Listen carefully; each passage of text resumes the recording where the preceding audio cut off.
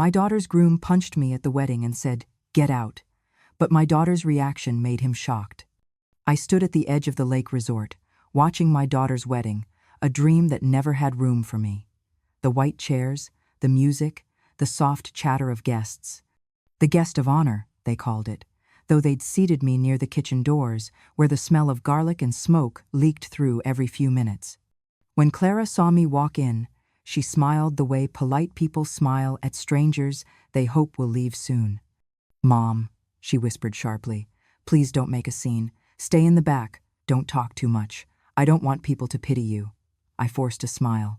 "I've been pitied before, sweetheart. I survived it." Her eyes darted around, checking if anyone heard. "Just behave," she said, turning away before I could answer. "If you feel justice deserves celebration, smash that hype button. Let us keep stories like this alive, echoing far, far away. Your support helps us bring understanding and love to those who deserve it. Thank you so much. Keep listening." The ceremony began under the arbor, the lake behind them glimmering like glass. Dylan, her groom, looked every inch the charming man people believed him to be. When he caught sight of me, his smirk didn't hide. "Guess they put her near the kitchen," he said to his groomsmen. "That's where she belongs." I pretended not to hear, but my hands tightened around the envelope. Sometimes silence hurts more than words. A few guests laughed softly. Clara didn't. She didn't defend me either. I sat down, folding my hands around the small white envelope I had carried for weeks, the paper now warm from my palm. Inside was everything left of my life, $500,000 from a memorial fund that bore my husband's name. Richard had died 33 years ago, running into a burning factory to save a child. They called it a heroic suicide, a phrase cruel enough to outlive the truth. They said no one sane runs into fire. Clara believed them. I never corrected her. You can't defend the truth to someone who's already decided. It embarrasses them. The officiant's voice was warm, professional, and distant. I didn't hear much of it. My eyes stayed on my daughter, radiant and trembling with excitement. Her dress the same ivory shade as the one I'd worn decades ago. The one she'd refused to borrow, saying, "I want mine to be new, not something from your sad life." I remembered that, but I didn't resent her. I'd spent too many years loving her through the noise. When the vows ended and applause filled the air, Clara and Dylan walked back down the aisle together, perfect in everyone's eyes. I followed behind at a distance, clutching the envelope tighter. At the reception, waiters moved quickly, carrying trays of champagne and laughter. The laughter that followed was sharper this time, more confident. Clara smiled at him, uncertain, but didn't stop him. They cut the cake. The guests cheered. The DJ played a love song from the 80 seconds. Then the master of ceremonies called, "And now, the mother of the bride will say a few words." A murmur rippled through the crowd. Clara froze. Dylan whispered something to her, his hand tightening at her waist. I stood, slowly, holding my envelope. My knees ached, but my voice was steady. "I won't take long," I said. "I just wanted to give my daughter something her father would have wanted her to have." I held up the envelope. "This isn't a gift from me, it's a reminder of him." I placed it on the table before Clara. "It's not much, but it's all that's left of your father's fire." The room fell silent for a breath. Then Dylan snatched the envelope, laughing. $500,000? Oh, that's generous. Must be guilt money, huh? He turned toward the guests, smirking. "The government must have felt sorry for you, Mrs. Rowe." I looked at him quietly. "No, Dylan. They respected him." He took a step closer, lowering his voice. "Respect doesn't buy class, old woman." I didn't answer.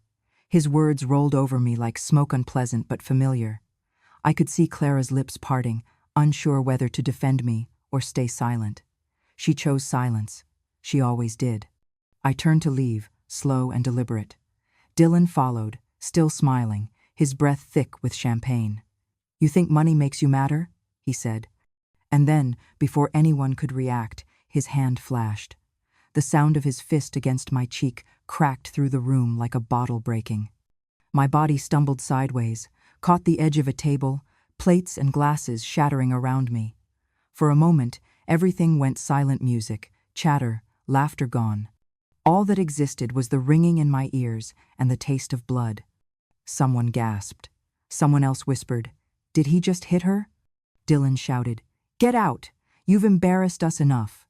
I straightened slowly, one hand against the table, the other holding my face. The world tilted, but I stayed on my feet. I looked at my daughter. Her mascara had started to run, but her feet wouldn't move. I wanted her to say something, but she didn't. I met Dylan's eyes, my voice quiet but firm. "That check wasn't a gift," I said. "It was a mirror." And then I walked out, past the stares, past the pity, past the man who thought he'd won. By the time I reached the door, the security staff had already moved toward him, but no one stopped me. Security had already stepped forward, but no one dared to touch him. That's how power works, loud, drunk, and unchallenged. I could hear the music start again behind me, forced and hollow, as I stepped into the cold evening air. The lake wind hit my skin, and I realized I wasn't shaking. I'd been hit harder by silence before. I used to think silence was the highest form of grace. When people whispered about my husband, I told myself that time would clear the smoke. But it never did. It only thickened. Richard was a firefighter. 33 years ago, a warehouse in our town caught fire after a gas leak. He went in twice, bringing out 2 men before the roof began to collapse.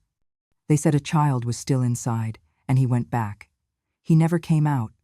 The papers called it a heroic suicide, a strange, cruel phrase that stuck to my name like soot. They said no man runs back into fire unless he's running from something worse. Clara was a baby when it happened. She grew up not remembering her father, only the stories.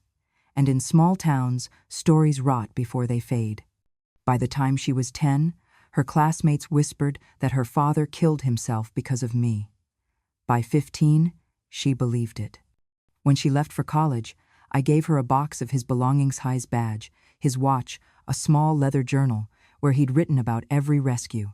She never opened it. She told me once, "Mom, it's depressing. I want to move forward." I didn't stop her. I thought maybe moving forward meant healing, but it meant moving away. Years later, when she met Dylan, I knew immediately he was the kind of man who studies people's weaknesses before he studies their faces.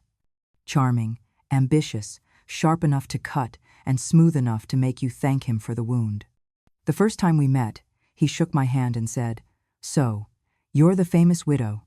Must have been hard, being married to a man like that." I asked what he meant.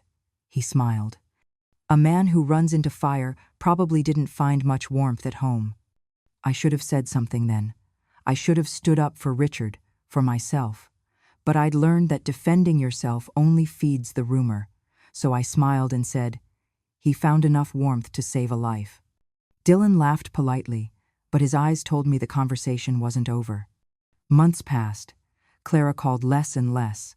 When she did, she spoke in careful sentences, as if I were a client, not a mother. "Dylan says you should sell the house," she said once. "It's too much for you." I told her I was fine, that her father built this house with his own hands, that I wanted to keep it. She sighed. "You're stuck in the past, Mom. You need to let go." What she meant was, let go of him, of what he was, of what people say he did. Dylan began managing her finances. He talked her into buying a condo, a new car, things that screamed success. Clara wanted to be nothing like Menno thrift stores. No small-town kindness, no waiting by the window with coffee gone cold. She wanted polish. He gave her polish, and she mistook it for love. When I visited, I could feel her unease the moment I stepped inside. She'd glance around, as if checking whether the neighbors could see. "Mom, please don't wear those shoes next time," she said once. "They're fine," I replied. "They're clean." She smiled tight. "They're just old." That was how it started. Small corrections, tiny rejections wrapped in courtesy. Each one a reminder that I embarrassed her without meaning to. The day she told me about the wedding, she added quickly, "It's going to be very formal. Dylan's family is particular." I asked, "Will they want me there?" She said, "Of course, Mom. Just keep things simple." Dylan's opinion of me grew bolder with time. He didn't hide it anymore. At dinner one night, he said, "Your mother made your father miserable. She's toxic. That's why she clings to you guilt." Clara didn't defend me. She pressed her napkin to her lap and said nothing. I looked at her, not him. "Do you believe that?" I asked. She avoided my eyes. "I just think you make things heavy sometimes. Dad's death, the stories, all of it's too much." I nodded. "Then maybe I'm not the one carrying it anymore." She winced. "Mom, I just want to build a life different from yours." I said quietly, "Just don't build it on shame." That night, after they left, I sat alone with the box I'd once given her. The leather journal still smelled faintly of smoke and cedar. I flipped it open to a page I'd never been able to read before. Richard's handwriting was rough, smudged. It said, "If anything happens, tell Clara I went back because I heard a child crying. I wanted her to know that bravery doesn't come from despair, it comes from love." I ran my finger over the words until the ink blurred. No one had ever seen that page but me. I had kept it safe for 30 years, waiting for the right time to show her. But now, I wasn't sure she would ever want to see it. Still, I tucked the journal inside a drawer with the papers from the memorial fund. I didn't keep them for money. I kept them because they were proof that his life had meant something more than a rumor. Proof that his death brought not shame, but dignity. And if my daughter couldn't see that yet, then I would carry it for both of us, until she could. The reception hall gleamed like a magazine spread crystal chandeliers, champagne pyramids, white roses everywhere. I stood near the back, invisible, as laughter rippled through the crowd. When the MC announced, "Now a few words from the mother of the bride," heads turned, not out of respect but curiosity. The kind you give a car wreck you can't look away from. Clara froze, her hand tightening on Dylan's arm. He leaned in, whispering something that made her smile just enough for the cameras. I knew that smile. It was the one she wore when she wanted me silent. I walked to the front, every step echoing against the polished floor. My shoes scuffed. They didn't belong there. The microphone crackled as I adjusted it. "I won't take much of your time," I said. My voice steady, though my hands trembled. "I just want to give my daughter something her father would have wanted her to have." I held up the white envelope, thin but heavy with the weight of what it carried. "It's not much," I continued, "but it's all that's left of your father's sacrifice." For a moment, the room was quiet. Then Dylan snatched the envelope from my hand and tore it open. The paper of the check glinted under the lights. His eyebrows shot up. "500,000? He barked a laugh. "Oh, the government must have felt sorry for you." The words hit harder than I expected, not because they were cruel, but because they were lazy. That kind of cruelty doesn't take imagination, it just takes a hollow man. "No," I said softly. "They respected him." He tilted his head, smirk curling at one corner. "Respect doesn't buy class." A few guests chuckled. The sound spread, nervous but willing. No one wanted to seem out of place by defending me. Even Clara kept her eyes on the champagne glass in her hand. My pulse thudded in my ears, but I stayed calm. "You're right," I said quietly. "It doesn't buy class. It reveals it." That only made him angrier. He stepped closer, his breath sharp with whiskey. "You think money makes you matter?" His hand shot out, gripping my wrist. "You think waving your dead husband's charity fund around makes you important?" I tried to pull back, but he held tighter. My skin burned under his fingers. "Let go, Dylan." He didn't. "Say it," he hissed. "Say you wanted to feel powerful for once." Something flickered in his eyes, fear, masquerading as dominance. And then, suddenly, he swung. The blow landed against my cheekbone with a sound that didn't belong in a wedding hall. Plates shattered as I fell against the nearest table, glasses crashing to the floor. The music stopped mid-beat. I heard someone scream, and then nothing.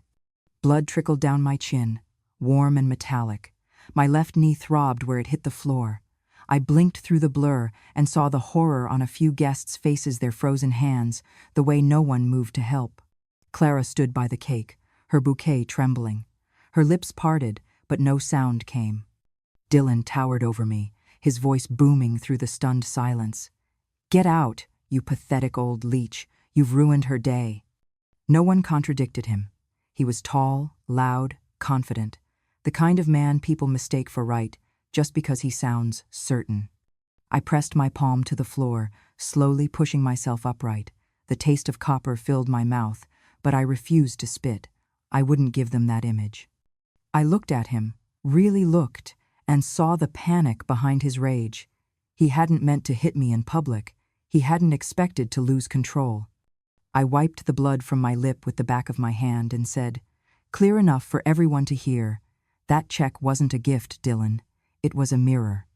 His jaw clenched. The crowd murmured, uneasy now, sensing the shift. Clara took a half step forward, then stopped again. I saw something flicker in her eyesame, maybe, or awakening, but she still didn't move. I straightened my shoulders. "You always thought what I had wasn't enough," I said.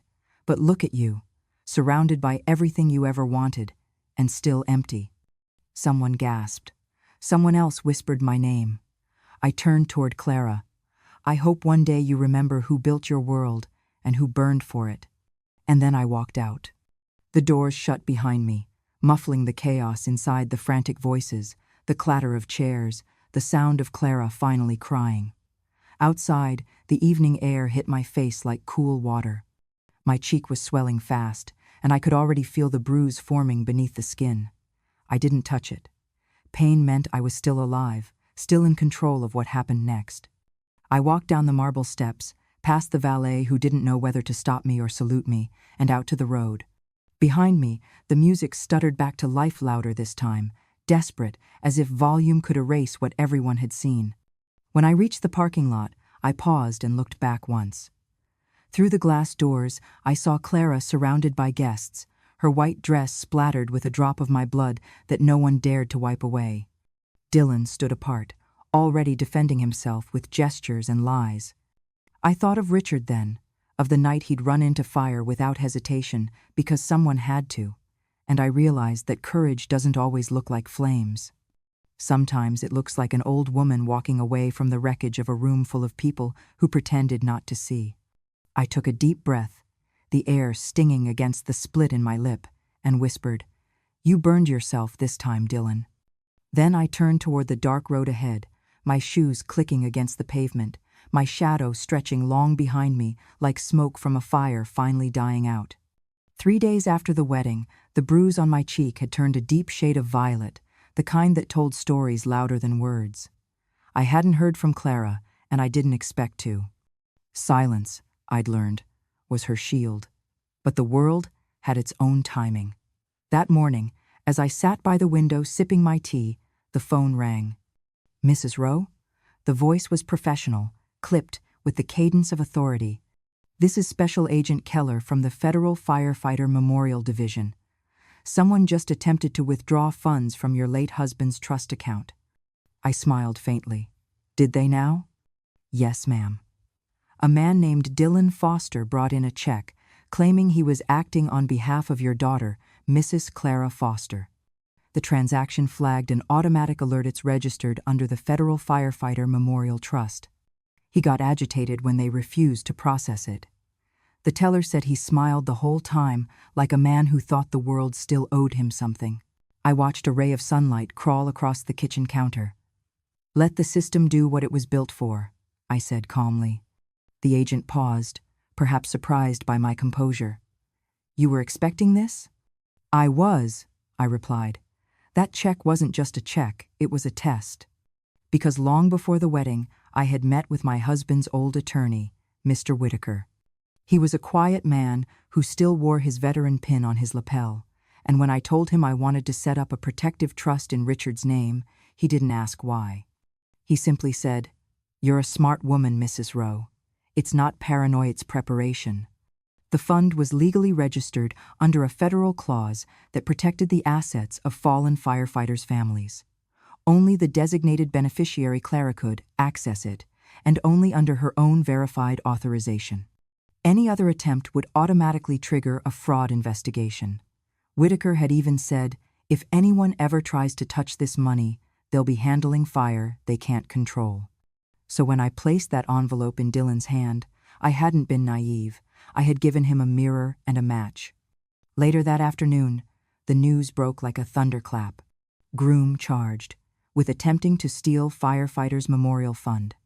Man punches widow, then tries to cash her dead husband's legacy. The headlines spread across every local outlet. The story hit harder because everyone in town remembered Richard the man who'd carried 3 people out of a burning factory. They'd come to his funeral. They'd watched me raise Clara alone. They'd whispered rumors for decades, but now they knew.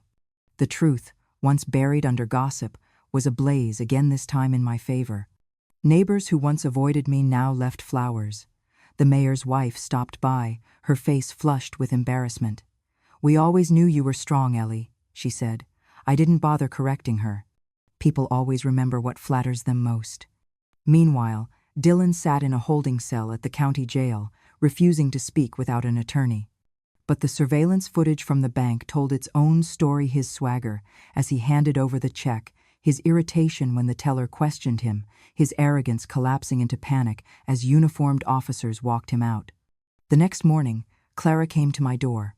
Her mascara was gone, her hair unkempt. I opened the screen door but didn't invite her in. "Mom," she whispered, "I don't understand. They're saying Dylan tried to steal from Dad's fund. How?" I met her eyes. "Because he thought it was free money. Because he thought your father's life was a handout." Tears welled up. "I didn't know." "No," I said softly. "You didn't want to." She took a step closer. "Did you set him up?" "I gave him the opportunity to reveal himself," I replied. "He just did it faster than I expected." She sank onto the porch steps, her shoulders trembling. "He said you made Dad miserable," she murmured. "And you believed him," I said, not unkindly, "because it was easier than facing how wrong he was." The wind moved through the trees, scattering the last of the autumn leaves. For the first time in years, I felt something lift inside Menno: joy, not revenge, but release. The truth had done the heavy lifting. By evening, the story had gone national. Reporters stood outside the courthouse, cameras flashing as Dylan was escorted out in handcuffs. The sheriff gave a brief statement.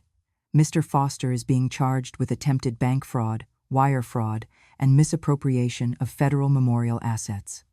When one reporter asked, "What about the assault at the wedding?"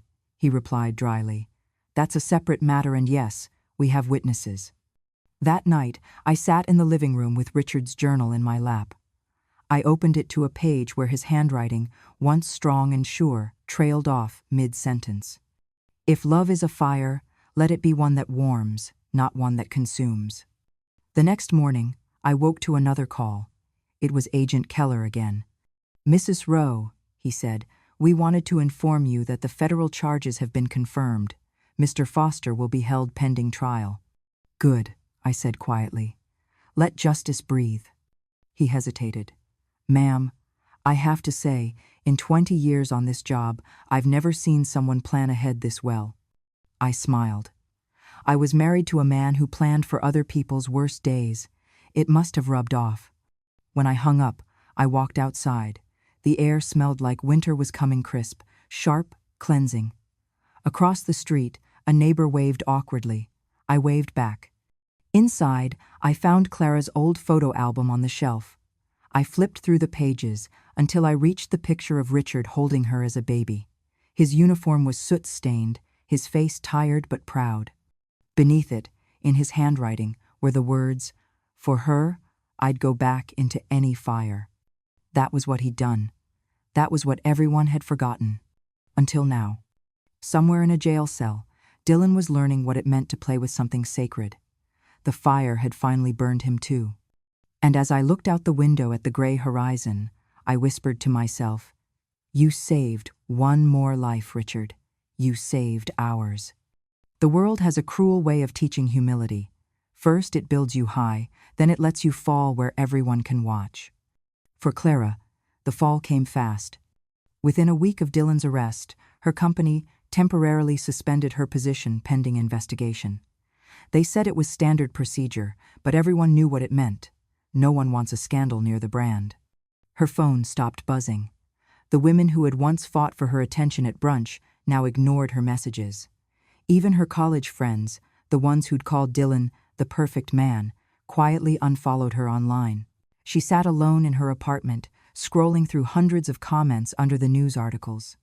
So the husband tried to rob her dead dad's fund? Guess the apple doesn't fall far from the tree. Money-hungry couple gets burned. Each one hit like a slap. She threw her phone across the couch, buried her face in her hands, and for the first time in years, let herself cry without worrying about her makeup. By nightfall, she found herself driving no destination, no plan, just the empty roads leading out of the city. The streetlights blurred through her tears. She ended up at the house she hadn't visited in months, the one at the end of Maple Street, where the porch light still burned late. When I opened the door, she didn't say a word. She stood there, her hair undone, her clothes wrinkled, the air around her heavy with defeat. "Come in," I said softly.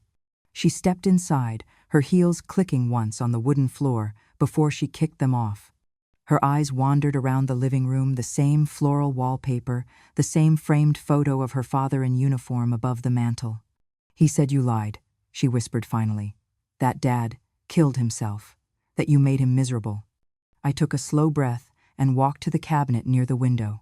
Inside was a box I had kept since the day of the funeral, worn edges, faded ribbon, the past preserved. I opened it and pulled out a single photograph. Richard in his turnout gear, soot on his cheek, holding baby Clara in one arm. The fire truck loomed behind him, its lights glowing faintly in the dusk. I handed her the photo. "He didn't die for shame," I said quietly. "He died for someone's child." She stared at the picture for a long time. "Why didn't you ever tell me?" I looked at her, my daughter, 34, and broken in a way I couldn't fix for her, not this time. "Because love doesn't need defense, Clara," I said. "It just waits. And sometimes, it waits too long." Something cracked inside her then. The tears came fast, unstoppable. She sank onto the couch, clutching the photo to her chest. "I let him make me ashamed of you," she sobbed. "I believed him when he said you ruined everything." I sat beside her and touched her hand. "No," I said softly. "You just forgot you were raised by fire." For the first time, I saw my daughter cry, not from shame, but from understanding. She looked up, her eyes searching mine, confused. "Your father ran into flames to save someone else's child," I said. "That's the blood in your veins, Clara. Not weakness, not shame, fire. And fire doesn't die when it's forgotten, it waits for air." She pressed her face into her palms. "I thought I was building a better life than yours." "You were building a life that looked good on paper," I replied, "but it was made of lies, and lies burn faster than anything." We sat there in the quiet, the only sound the ticking of the old wall clock. She turned the photo over and saw what she'd never noticed before, the writing on the back, in Richard's blocky, careful script. "For Clara, so she'll always know her father never ran from fire. He ran into it." Her fingers traced the words. "He really wrote this?" "Yes," I said. "I found it the day after the funeral." She looked up at me again, eyes red, and whispered, "I don't deserve forgiveness." I shook my head. "Forgiveness isn't earned, it's recognized." We stayed like that for a while, her head resting on my shoulder, the years between us dissolving into the hum of the refrigerator and the smell of tea cooling on the counter. The same house that had seen every version of her, the toddler running down the hall, the teenager slamming the door, the adult, too proud to look back now, saw her simply as my daughter again. When she finally spoke, her voice was raw. "What do I do now?" I smiled faintly. "You live, you start over. You stop apologizing to people who don't deserve your apology." She nodded slowly, her tears drying. "I thought strength meant never needing anyone." "It means knowing who to need," I said.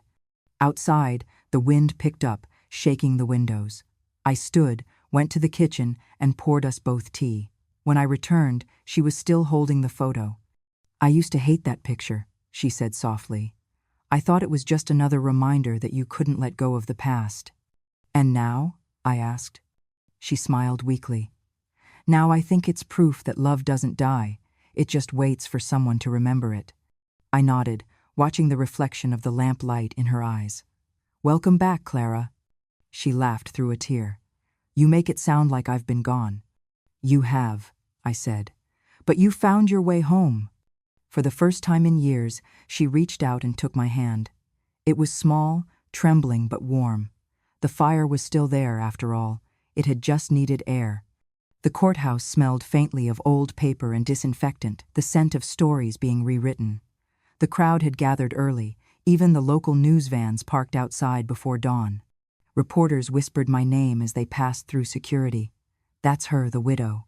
Inside, the courtroom was a storm of murmurs and flashing cameras until the bailiff banged his gavel for order. Dylan sat at the defendant's table in a navy suit too sharp for a man in handcuffs.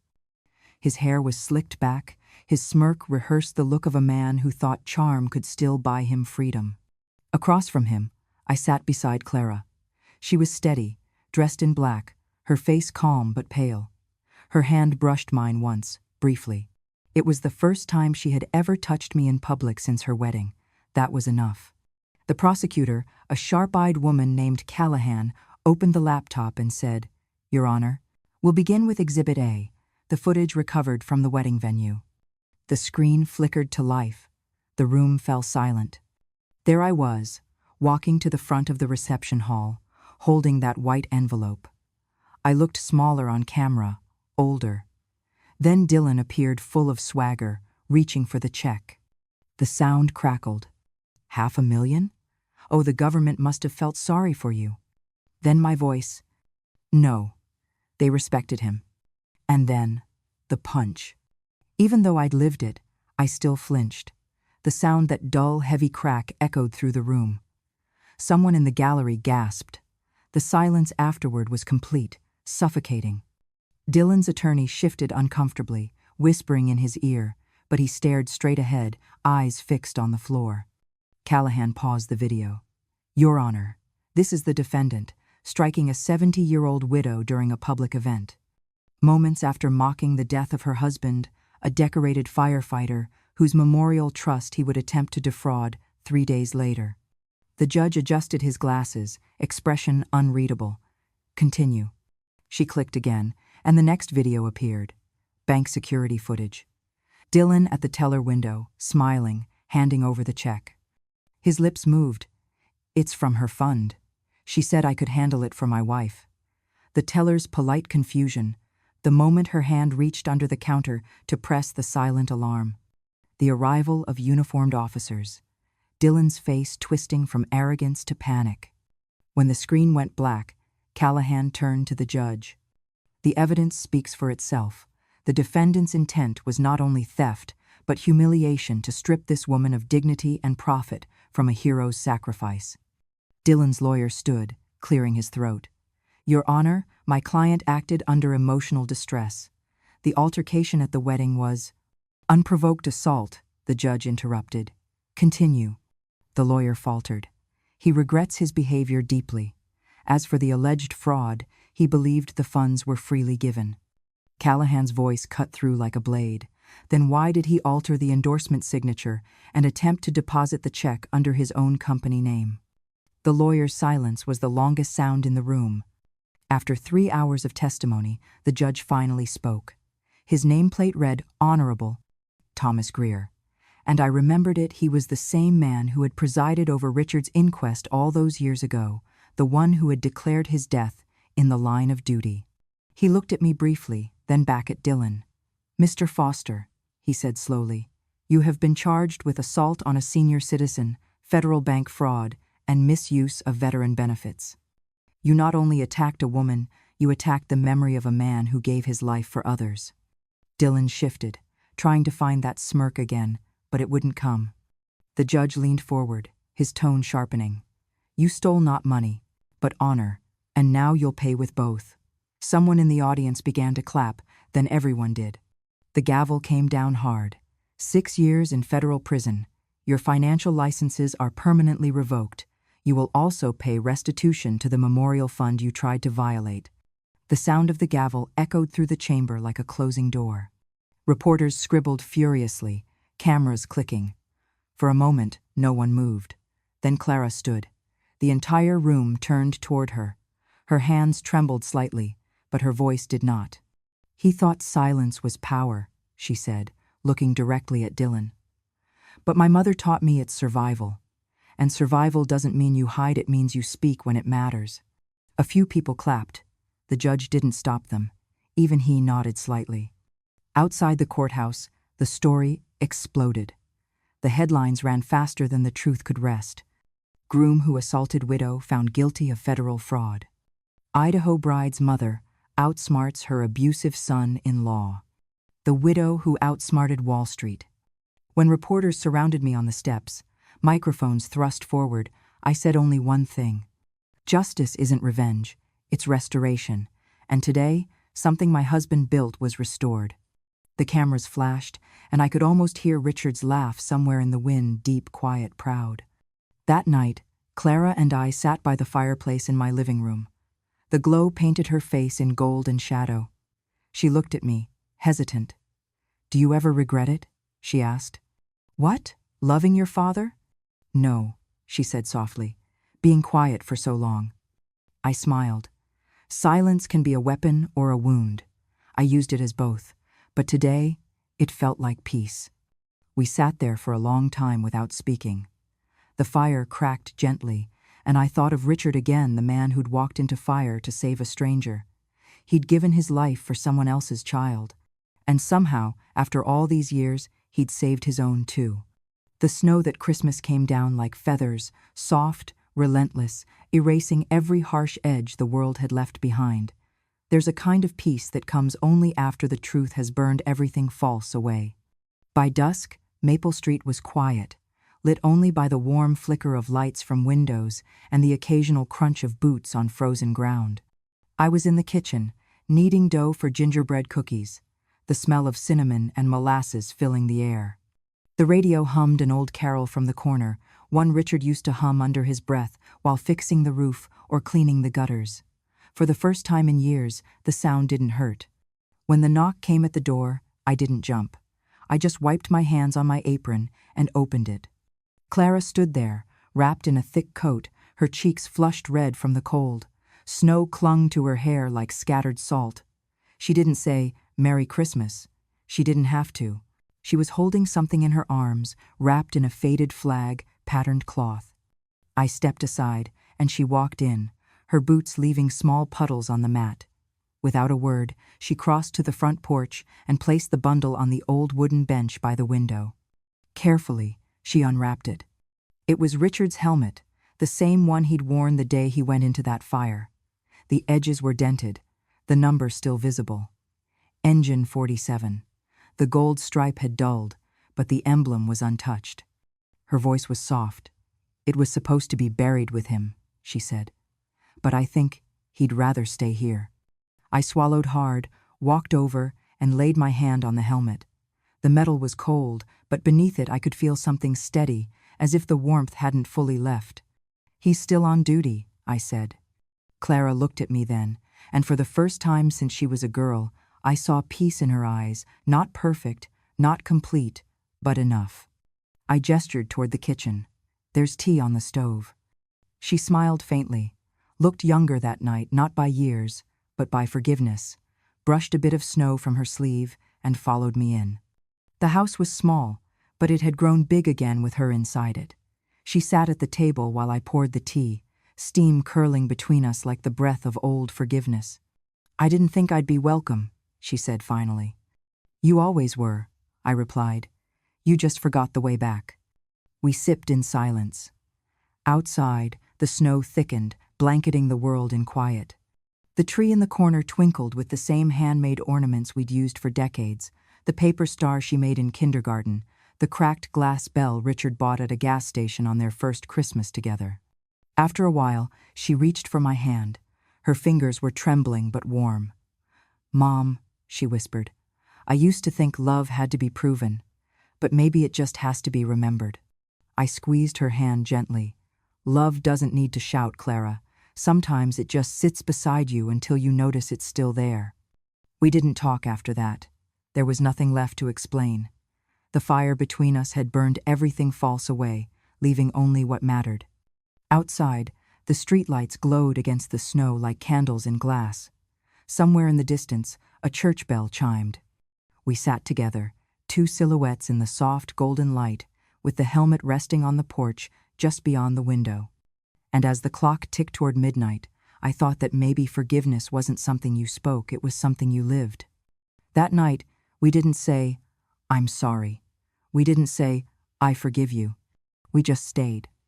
And sometimes, that's the clearest forgiveness there is. A year later, winter came softer, not with bitterness, but with quiet grace. The headlines had faded, the noise had moved on, and life had settled into something steady again. Clara had changed, not just in posture or words, but in purpose. She now worked for the Idaho Fire Department, not as a firefighter, but as a community outreach officer, organizing fundraisers, family support programs, and a scholarship in her father's name, the Richard Rowe Memorial Grant for Young Recruits. Every month, she visited new cadets, telling them about the man who had run into fire to save a stranger's child, and about how legacy wasn't something you inherited, but something you earned by remembering where you came from. When people asked her why she did it, she always smiled and said, "Because my father didn't just fight fires, he lit the kind that saves people." Reporters wanted interviews, of course. They wanted her mother's quote, "the widow who outsmarted the system." But Ellie never appeared. She didn't attend the press events, didn't pose for cameras. She'd had her share of public eyes. Instead, she wrote a short note to her late husband's lawyer, Mr. Whitaker, who had stood by her through every storm. It read, "We didn't win by revenge, but by remembering who we are. Richard once told me, fire only destroys when untended, but when cared for, it gives warmth." Whitaker framed the letter and kept it in his office, beside the case file labeled "The Foster Trial." Christmas returned again, this time without the ache. The town square glowed with lanterns, carolers' voices drifted through the air. On the porch of the little house at the end of Maple Street, two women sat wrapped in wool blankets, mugs of cocoa in their hands.